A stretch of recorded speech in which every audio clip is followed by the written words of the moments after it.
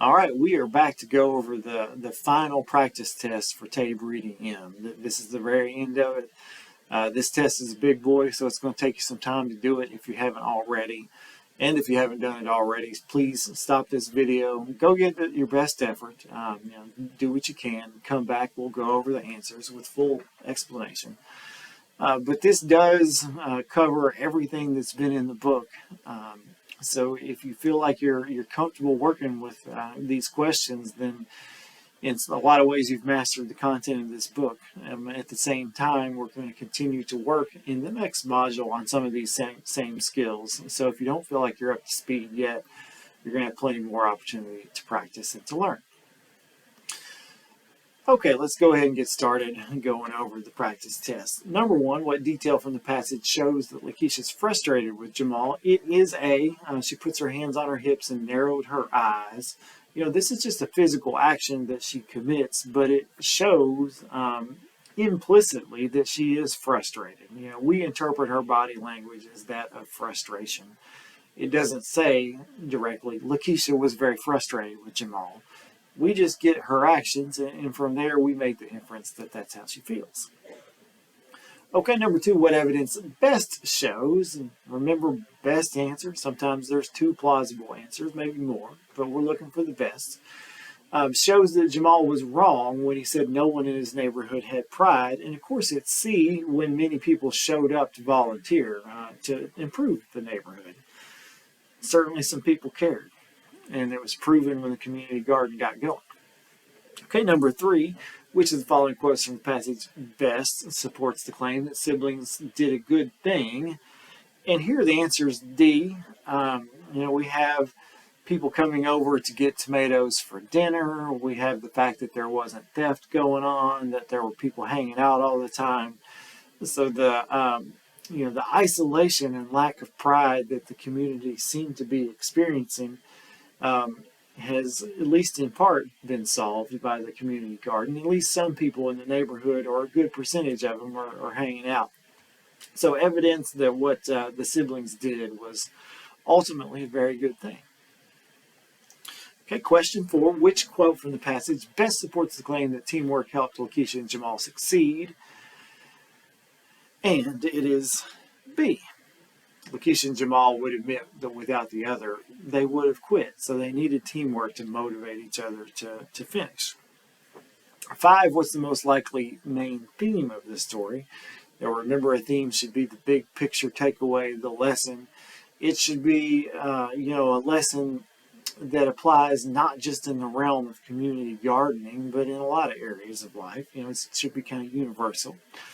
And if that's the case, it's B. People can change their communities.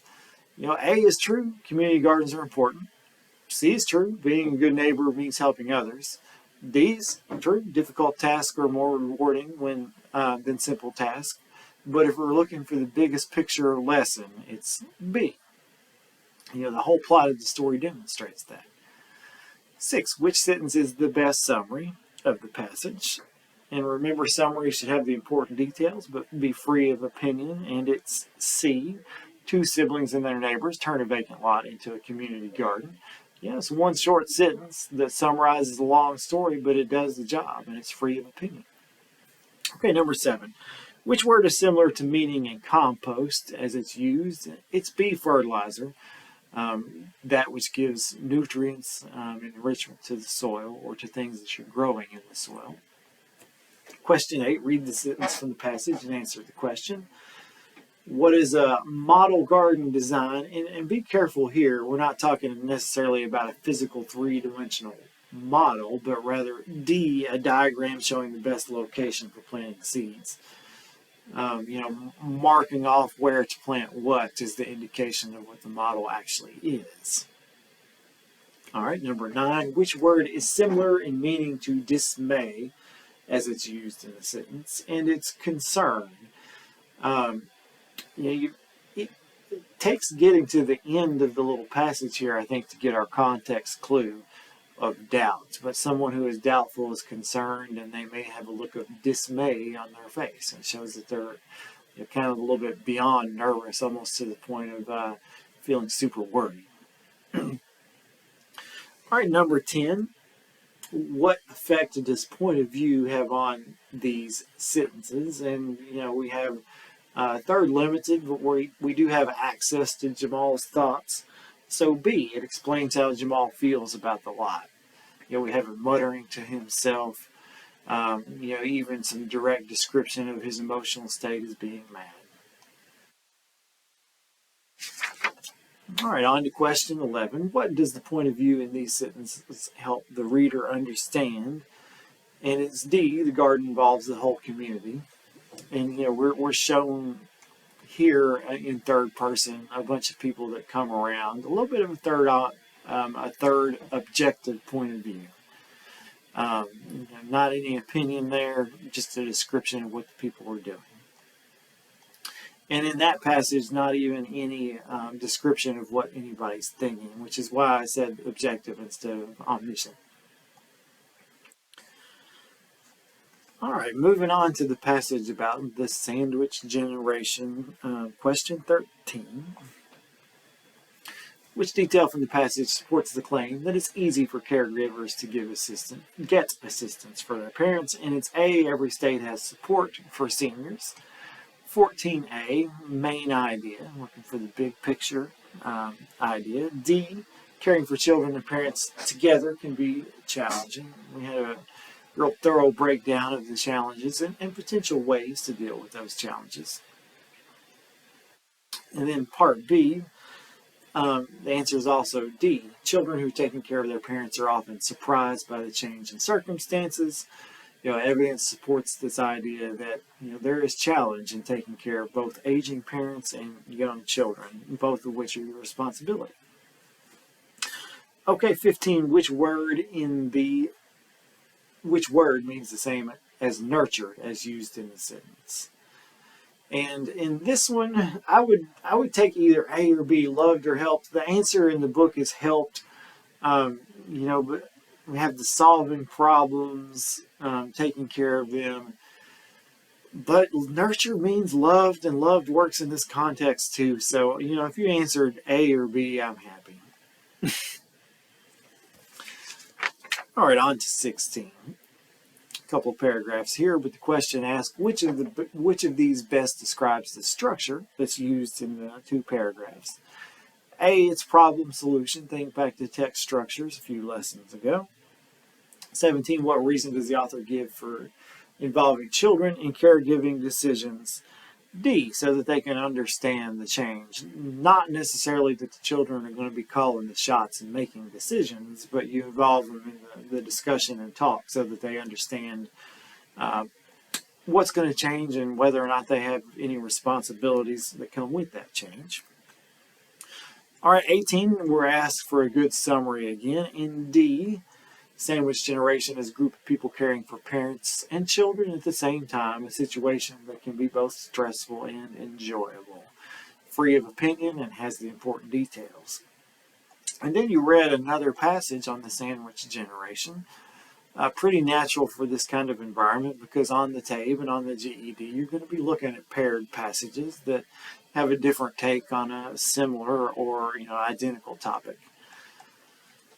But question 19, what reason does the author of the passage give for eating healthy? It's A, that it increases energy. 20 part A was the main idea, that there are ways to decrease stress when caregiving. This is more of a practical how-to guide to how to survive being in the sandwich generation, whereas that first passage that you looked at was more of a description of the situation that the sandwich generation is in and why. But moving on to part B, which best quotes supports the answer? It's B. Studies show that people who are less stressed when they have a hobby that they enjoy. So this is evidence showing that there are things that you can do to de-stress even in a stressful situation of caregiving. 21, which of the following best describes the overall structure of the passage? And it's problem solution. The problem is the stresses of dealing with an aging parent, taking care of an aging parent while also taking care of kids, and the solution is self-care. 22, which is the best summary of of the passage. It's D. We have a summary that's free of opinion, has all the important details. 23, how is the function of paragraph 1 in the sandwich generation similar to the function of paragraph 3 in caring for the sandwich generation? And it's C. In both of those, we had kind of a little personal story of somebody involved in it. So in both of them, we get examples. We kind of get a human face on this problem. Okay, 24, which is the best description of the text structure of paragraphs 8 and 9 in sandwich generation, and 8 through 10 in caring for the sandwich generation. So there's a little bit of going back and reading and thinking to get this. But the answer is D. The second passage uses subheadings, and there are a lot of them. While the first passage doesn't. It's just pure text. And this is more about the formatting of it itself, although headings are considered to be a text feature. Okay, 25, another vocab question. We're asked about the meaning of respite as used in the sentence, and it means B, relief in context. 26, which of the following is a key difference between the sandwich generation and caring for the sandwich generation? I think I hinted at this already, but it's B, an overview in the first passage, while the second one gives advice on how to manage yourself if you're in the sandwich generation, how to manage the stress. Okay, 27, both passages address A, self-care as a potential solution to the stresses of caretaking. 28, which topic is addressed in the sandwich generation but not in caring for the sandwich generation? And it's C, why more people are caring for aging parents. It was that detail about the baby boomers aging but also living longer than any generation has, and therefore there are larger numbers of them still around. Okay, 29.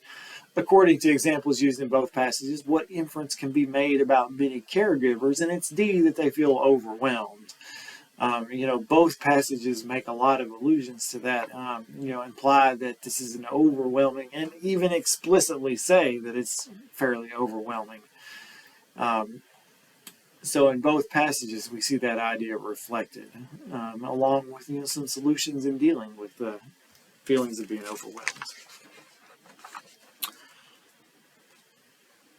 All right, in question 30, we've moved to a new passage, a scientific text. And these diagrams are small, difficult to read. I don't know about you, but as I answered these questions, I had a little bit of difficulty based on the size of the diagrams, but certainly this one and the arrows. So if you struggled a little bit, maybe if you can zoom in or use a magnifying glass on the page, you might be able to see a little bit more. But question 30 asks, what's the first step when sampling groundwater? And it's A, measure the water level. That was from the text itself. 31, according to figure 1, what happens to the water table during a dry period? It's B, and this one is difficult. We've had some students and the teacher, myself included, who felt like that the water table lowers or sinks. But it actually does not. It just shrinks when there is a dry period. Okay, 32. Which is the best summary of the passage? B, rain seeps into the ground and becomes groundwater that is monitored and processed to be free of pollutants and available for use. Real good short description in one sentence of the water cycle.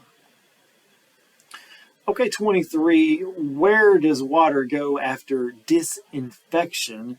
And it's actually storage. You have to see that the arrows are pointing this direction, and so after it leaves disinfection, it goes into the storage tank. At 34, what is the main idea of the passage? C, monitoring processing groundwater is important for its safe use. And then part B are supporting details A. These samples are then tested for pollutants or harmful substance. So showing part of the process that ensures its safety, which was part of the main idea. that it has to be tested and monitored for safe use. Okay, 35, what chemical is often added to water to make it safe? B, chlorine, found in the diagram. 36 is A, tiny. That's our synonym for microscopic in context. Okay, 37, which word means the same as sediment in the context of this sentence? And it's remains, or what's left behind when you have separated out the water. All right, we're almost there. 3 more questions. 38, according to the passage, how is water distributed to the public? And it's distributed through pipes. Letter A. 39, which detail supports the claim that disinfected water is safe to drink? And it's actually A, the amount of chemicals used is small, addressing concerns that the more chemicals in water, the less safe it will be for drinking. But they reassure us that while it's enough of the chemical to disinfect the water, it's not enough of the chemical to cause us harm. And then lastly, number 40, which word would best replace disinfected in this context? And it would be A, purified. All right, that concludes the review of this practice test. That concludes the entire textbook. I'll be starting in the next level in the next module. So once you have completed everything in reading M, then you'll be ready to start reading D, or switch over to a language model and continue to work on your language and grammar skills. Both of those things need to be coming along at about the same pace in order for you to successfully post tests and then test for your GED. But that ends this particular module. I'll see you again in the next module when we start over in the next textbook. Either I or Miss Clee or someone should be reaching out to you if you have the hours to post tests. Certainly if you've done a lot of this material and worked in Aztec or Essential Ed, at this point you should be eligible to post tests. So if you don't know how many hours you have, reach out to me. Reach out to Miss Clee, and we can give you a breakdown of the hours you have, how many you need before you can test, and so on. And so stay in touch with us. We're here to help you. Even though you're working online, we continue to be a resource for you, and would love to help you if you need it. And even if you don't need it, we would love to connect with you. All right, have a great one. I'll see you next time.